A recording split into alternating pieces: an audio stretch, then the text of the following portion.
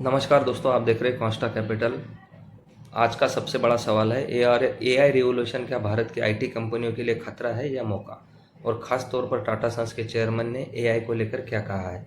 आइए पूरी खबर को समझते हैं। नेस्कॉम का व्यू है ग्रोथ रहेगी लेकिन धीमी। भारत की आईटी इंडस्ट्री की प्रमुख संस्था नेस्कॉम ने 2025-26 के लिए लगभग 6% ग्रोथ का अनुमान लगाया है। यह ग्रोथ पिछले 3 सालों से कम है लेकिन पॉजिटिव है। नेस्कॉम का कहना है एआई एडॉप्टेशन तेज होगा, ऑटोमेशन बढ़ेगा, हायरिंग पैटर्न बदलेगा, लेकिन अगले 2-3 साल में आईटी आउटसोर्सिंग पूरी तरफ से कोलैप्स नहीं होगी। बहुत इंपॉर्टेंट चीज़ है। मतलब बदलाव आएगा लेकिन इंडस्ट्री खत्म नहीं होगी।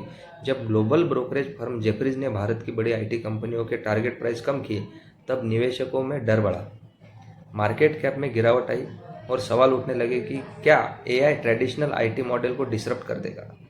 टाटा सन्स के चेयरमैन एन चंद्रशेखर ने साफ कहा है एआई एक पेनफुल ट्रांजिशन हो सकता है। राइट, वो थोड़ा पेनफुल हो सकता है। उन्होंने विस्तार से समझाया एआई प्रोडक्टिविटी को ड्रामेटिकली बढ़ाएगा, कई रिपीटेटिव और रूल बेस्ड जॉब्स खत्म हो सकती है, हेड काउंट ग्रोथ स्लो हो सकता है, स्किल सेट में बड़ा बदलाव आएगा, एम्प्लॉयज़ को रीस्किल्स और अपस्किल करना पड़ेगा। लेकिन उन्होंने यह भी कहा एआई लॉन्ग टर्म में बड़ी अपॉर्चुनिटी है। ये सब चीज़ें कह रहे हैं एन चंद्रशेखरन।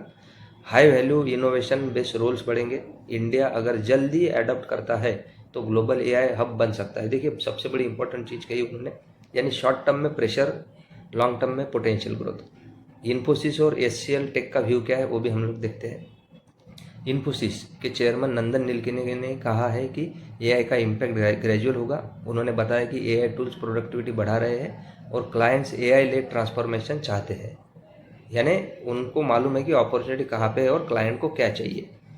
इन्फोसिस ने लगभग $1.1 बिलियन का एआई रेवेन्यू पाइपलाइन की बात कही है। एचसीएल टेक चेयरपर्सन रोशन नादर मल्होत्रा ने कहा इंडस्ट्री ने पहले भी कई ट्रांजिशन देखे हैं, जैसे कि क्लाउड, ऑटोमेशन, डिजिटल, और हर बार स्ट्रॉन्गर बनकर निकली है। जनवरी से मिड फरवरी तक आईटी सेक्टर का मार्केट कैप लगभग $45 बिलियन गिरा। बाद में रिकवरी आई जब यूएस एआई स्टार्टअप एंथ्रोपिक ने आईटी फर्म्स के साथ पार्टनरशिप की संभावना जताई। इससे कॉन्फिडेंस थोड़ा इंप्रूव हुआ। एआई अभी सिर्फ हाइप नहीं है। टीसीएस ने लगभग $1.8 billion annualise AI link revenue की जानकारी दी है। इन्फोसिस और अन्य कंपनियां भी एआई प्रोजेक्ट से रेवेन्यू गारंटी कर रही है।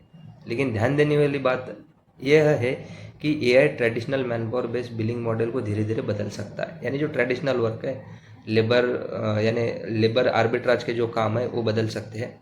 और कॉन्स्टा कैपिटल का एनालिसिस के अनुसार शॉर्ट टर्म में वोलेटिलिटी नॉर्मल है।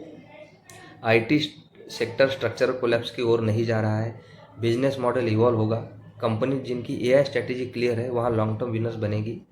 इन्वेस्टर्स ने क्या करना चाहिए, पैनिक सेलिंग से बचें, कंपनी के एआई रोड मैप देखें, रेवेन्यू डाइवर्सिफिकेशन का एनालिसिस करें, मैनेजमेंट कमेंट्री को गंभीरता से समझें। एआई एक डिसरप्शन है लेकिन डिसरप्शन के साथ अपॉर्चुनिटी भी आती है। उसकी कुछ एग्जांपल मैं आपको बताता हूँ। Y2K के समय भी डर था, क्लाउड के समय भी अनसर्टिनिटी थी, डिजिटल ट्रांसफॉर्मेशन के समय भी डाउट था, लेकिन भारत की IT industry her bar stronger बनकर निकली है। देखिए चैलेंजेस आएंगे, चैलेंजेस अभी आया है, बाद में भी आएंगे, फ्यूचर में भी आएंगे, लेकिन वहाँ से इंडस्ट्री स्ट्रांगर बन के निकली है। एआई भी वैसा ही एक टर्निंग पॉइंट है। अगर आपको यह डिटेल एनालिसिस पसंद आया तो लाइक, शेयर और सब्सक्राइब जरूर करें। आप देख रहे थे कॉन्स्टा कैपिटल, जहाँ हम बिलीव करते हैं consistency and discipline creates wealth. Thank you very much.